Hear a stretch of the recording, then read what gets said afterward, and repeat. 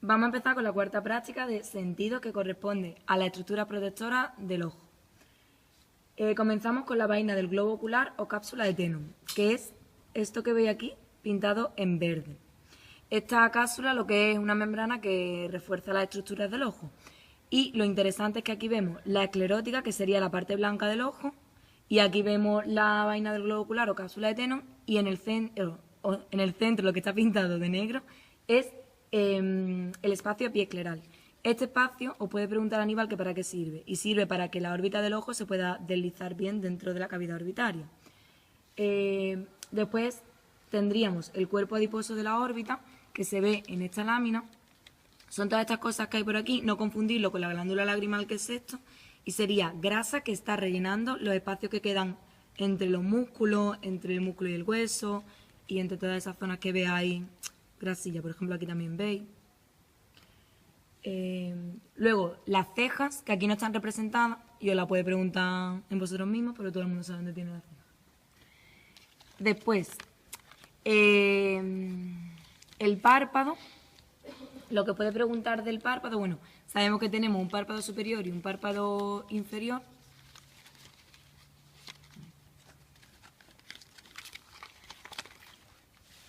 Bueno, un párpado superior y un párpado inferior.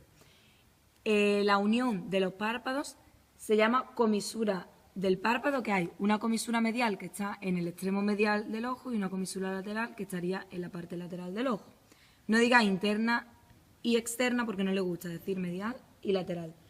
Es importante saber que el ángulo del ojo sería como esta parte que está angulada en el ojo, y luego el extremo que está en la parte lateral y la parte medial sería la comisura, que es donde se unen los párpados.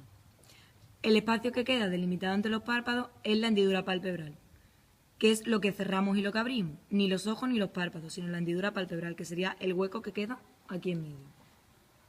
Luego, en el párpado tenemos un borde libre de los párpados, que es la parte que quedaría aquí, que no está adherida a la órbita. Todo esto de aquí, como lo que correspondería a la piel, según nos ha dicho Salina. Y luego habría otro borde adherente que estaría en contacto con el globo ocular, que sería como la parte interna de los párpados, ¿vale? Esta sería la más externa y esta sería la parte más interna. Luego, en el borde libre de los párpados tendríamos una porción lagrimal y una porción ciliar. La porción lagrimal es la zona más interna, ¿vale? O más medial, que es donde no habría pestañas, en la parte libre de pestañas. Una estructura de referencia para saber que estamos en la porción lagrimal sería la papila lagrimal, que es esta parte de aquí. La papila lagrimal ya se considera que pertenece a la porción lagrimal. Y la porción ciliar, que ocupa la mayor parte del borde libre de los párpados, es todo lo que tiene pestañas. Después tenemos el limbo palpebral anterior y el limbo palpebral posterior, que no es más que el borde. Todos, cuando observamos las pestañas, por ejemplo, vemos que está como en un bordecito, pues ese sería el limbo palpebral anterior. Y el limbo palpebral posterior sería la parte más interna, que es lo que estaría pegado al globo ocular ya. Después tenemos glándulas, porque como este tejido es piel, en todos los epitelios vamos a encontrar glándulas sebáceas, pues aquí también. Las glándulas sebáceas se denominan glándulas de Zeiss, que nos la han señalado aquí, las glándulas de Zeiss, ¿vale? Y después tenemos las glándulas de Moll, que las glándulas de Moll son de secreción sudorípara. Y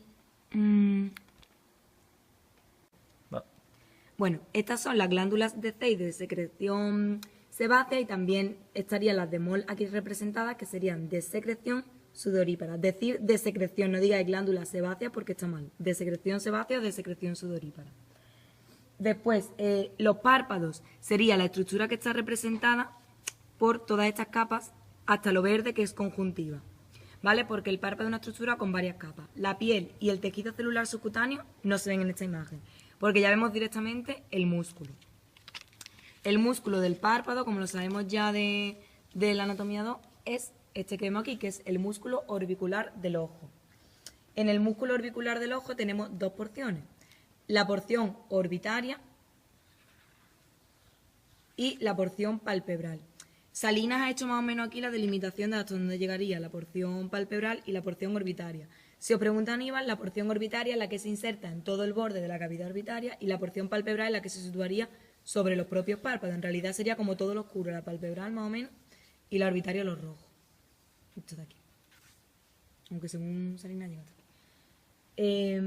Después, la porción palpebral tiene dos fascículos. Un fascículo ciliar, que sería el más pegado a las pestañas, que se inserta en los folículos de las pestañas y en las glándulas que veíamos ahí de Zeiss y de Moll, y un fascículo que sería profundo, que el fascículo profundo se ve en la lámina más profunda de todas, lo vemos aquí, y que se correspondería, según lo que nos han dicho, con el ligamento palpebral medial también, esta estructura.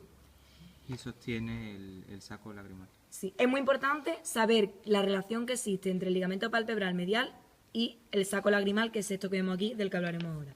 Es que este ligamento palpebral medial se inserta en la cresta lagrimal anterior y también en la posterior. Entonces, como que lo abraza. Abraza esta estructura que es el saco lagrimal y entonces ayuda al aparato de drenaje de la lágrima. Después vamos a ver los tarsos. Los tarsos es una estructura que es un poco difícil de comprender, pero es muy importante porque os puede preguntar su funcionamiento. El tarso sería esto de aquí. Y el tarso es como un esqueleto de fibrocartílago donde se sujetaría el párpado, el principal elemento que sujeta el párpado.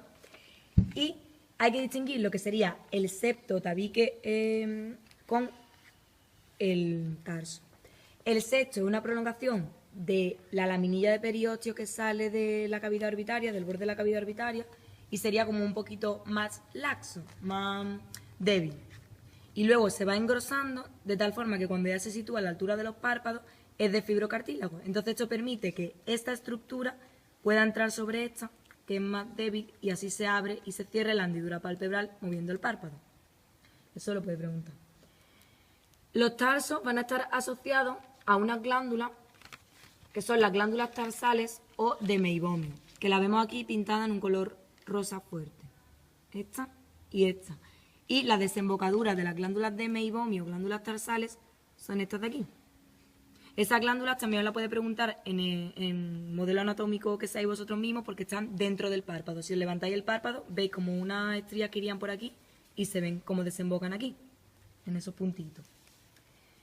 Y al tarso también llega un músculo tarsal superior y un músculo tarsal inferior, que las fibras se ven representadas aquí, músculo tarsal inferior y músculo tarsal superior.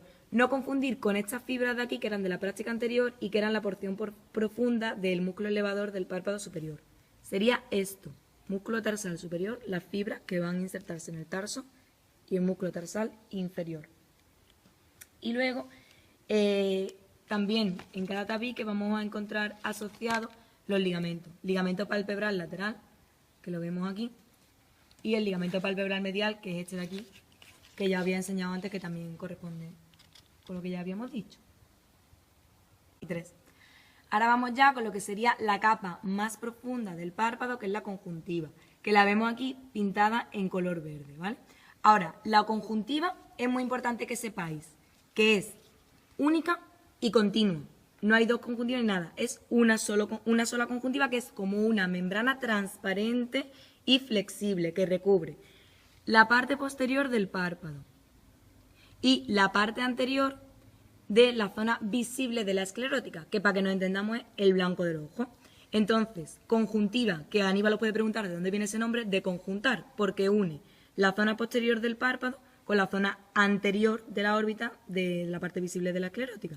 Entonces, donde se une es aquí, que es lo que se conoce como la zona refleja de la conjuntiva, pero es todo una sola conjuntiva. Ahora, como une la parte posterior del párpado y la parte anterior de la visible de la esclerótica, forma como una especie de saco o un espacio, y ese espacio es el saco conjuntival. Saco conjuntival hay solo uno. O sea, el saco conjuntival hay solo uno y queda abierto únicamente por la hendidura palpebral, que ya he explicado antes lo que es el espacio entre los dos párpados. Pero fondos de saco conjuntivales hay dos, el fondo de saco conjuntival inferior y el fondo de saco conjuntival superior. Entonces, una única conjuntiva que recibe diferentes nombres en función de donde esté. Un único saco conjuntival con dos fondos, el inferior y el superior. Y para que lo entendáis mejor y se lo preguntan en un vivo, os lo vamos a explicar con Pablo. La conjuntiva es, en la parte que tiene blanca del ojo, estaría envuelto todo por conjuntiva. Y la parte interna del párpado también estaría todo envuelto por conjuntiva.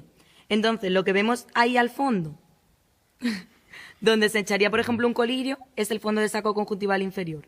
Y ahí arriba estaría el fondo de saco conjuntival superior. Y solo quedaría abierta por la hendidura palpebral, que es la zona entre los dos párpados. Para terminar la conjuntiva, una cosa importante es que la conjuntiva estaría extendiéndose por toda la parte de la esclerótica del ojo y llegaría hasta la córnea. Pero en realidad no es que se corte aquí la conjuntiva como tal. La conjuntiva se continuaría, pero en la parte de la córnea no es conjuntiva en sí, sino que aquí tiene una serie de capas y aquí pues pasa a tener dos capas y además se mezcla con células del epitelio anterior de la córnea, ¿vale? Pero no digáis que se corta porque está mal. Sí que llega hasta el limbo esclerocorneal y como hay un cambio en el tipo de células entre lo que sería la conjuntiva orbitaria y lo que sería ya la conjuntiva, que no se llama conjuntiva ahí, de la córnea, pues se forma un anillo que sería como el anillo conjuntival. Y ese anillo conjuntival, también en el cambio de convexidad de la córnea con respecto al globo ocular, es lo que formaría un surco, que es el surco conjuntival, ¿vale? Pero estaría aquí, en la zona de transición, pero que no se corta la conjuntiva. Eso es muy importante.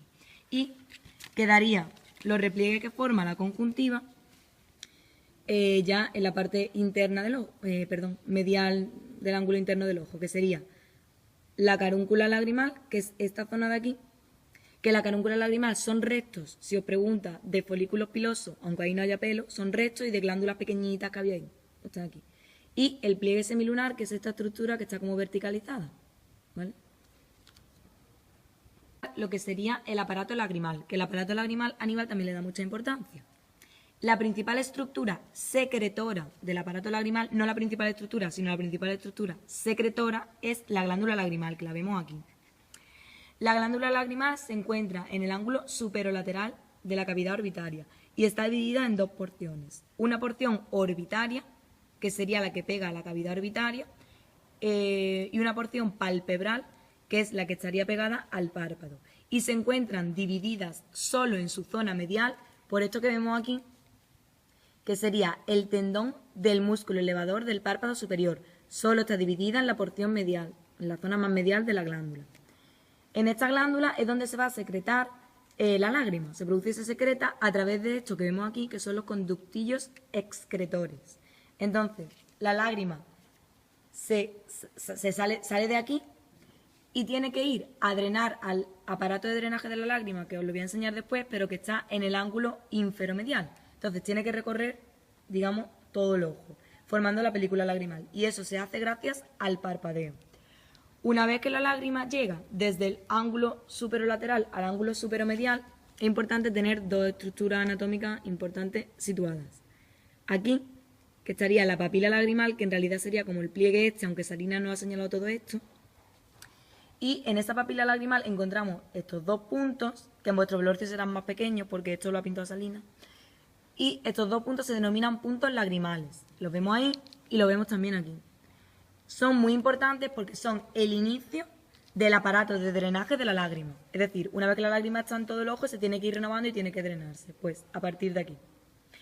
Los puntos lagrimales conectan con los conductillos lagrimales, que son estos, y que tienen una forma arqueada. Aunque no se ve aquí, los dos conductos lagrimales se suelen unir en un único conducto y desembocan en esto que vemos aquí, que explicábamos antes, que es el saco lagrimal, que estaba relacionado con el ligamento lateral.